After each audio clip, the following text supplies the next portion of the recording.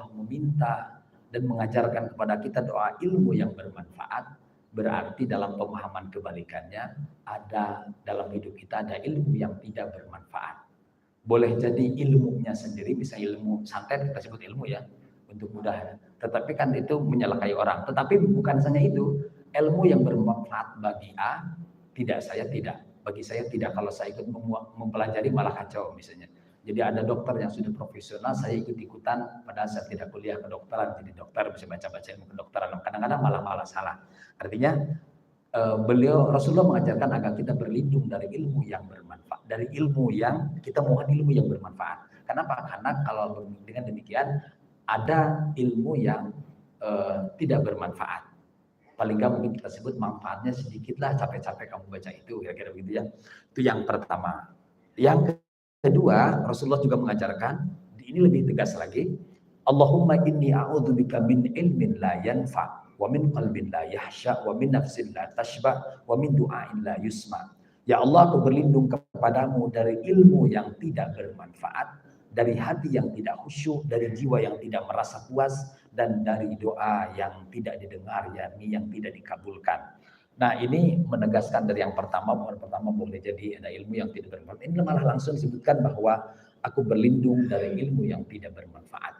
Boleh jadi jenis ilmunya sendiri, kita sebut ilmu untuk mudah.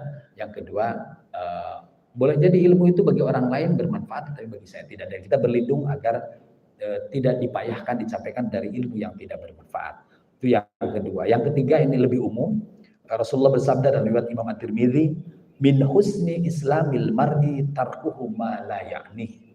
Di antara tanda baiknya keislaman seseorang adalah dia meninggalkan hal-hal yang tidak bermanfaat.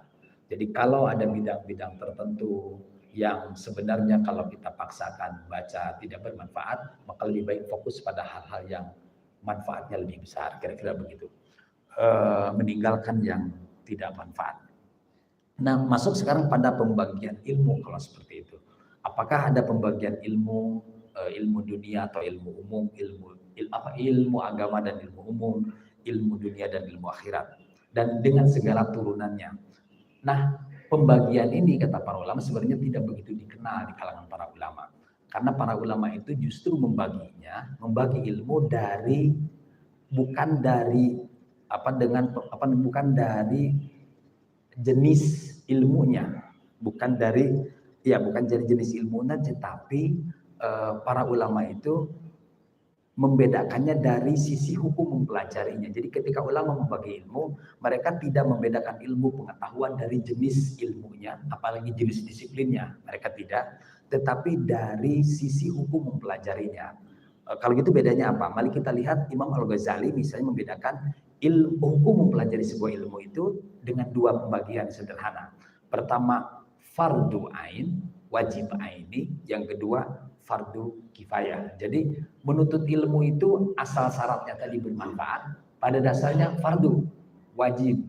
Pembedaannya bukan satu ilmu dunia, satu ilmu akhirat, tetapi yang ada ya ilmu yang mempelajarinya fardu ain, wajib aini, ada yang ilmu yang sifatnya wajib kifayah atau fardu kifayah. Kita lihat satu-satu.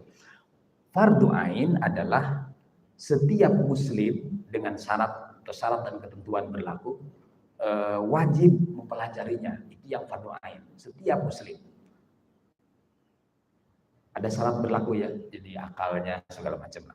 Yang kedua, yang fardu kifayah, bahwa kalau bidang disiplin ilmu disebut fardu kifayah hukum pelajarinya, artinya tidak setiap orang Islam, tidak setiap muslim wajib mempelajarinya.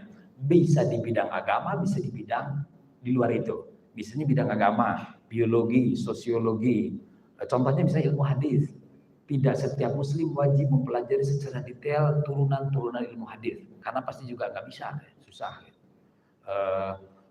Makanya lahirlah disiplin-disiplin ilmu yang lebih spesifik. Karena itu ada pembagian di universitas, kan ada guru besar bidang ini. Kan tidak semua orang bisa. Artinya dengan sisi itu aja, di bidang agama yang sama, di bidang agama sekalipun ternyata fardunya menjadi kifayah, tidak lagi ain. Apalagi masuk ke bidang-bidang disiplin ilmu kedokteran.